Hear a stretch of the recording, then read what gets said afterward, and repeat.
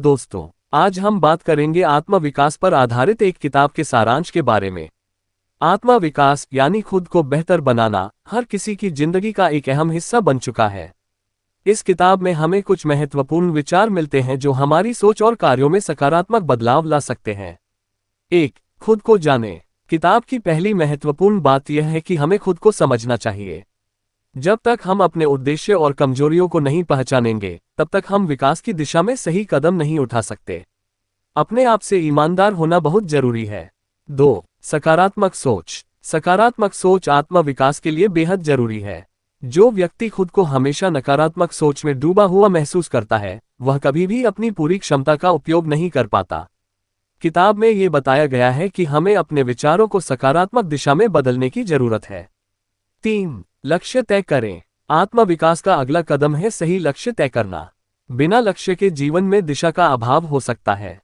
किताब में ये सुझाव दिया गया है कि हमें छोटे छोटे, स्पष्ट और मापनीय लक्ष्य बनाकर उन्हें हासिल करने के लिए मेहनत करनी चाहिए।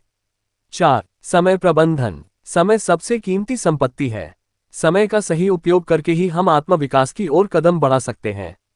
किताब में समय प्रबंधन के कुछ आसान और प्रभावी उपाय बताए गए हैं, जिन्हें अपनाकर हम अपनी दिनचर्या को बेहतर बना सकते हैं।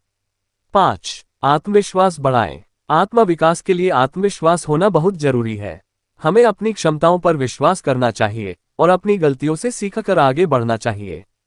किताब में बताया गया है कि आत्मविश्वास खुद पर विश्वास करने से आता है और यह धीरे धीरे हमें किसी भी मुश्किल से बाहर निकालने की ताकत देता है। निष्कर्ष, आत्म विकास कोई एक दिन का काम नहीं है, बल्कि यह एक निरंतर प्रक्रिया है। हमें हर दिन कुछ नया सीखने और खुद को बेहतर बनाने के लिए मेहनत करनी चाहिए।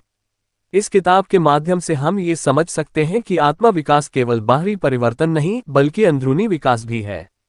तो दोस्तों, अगर आप भी अपनी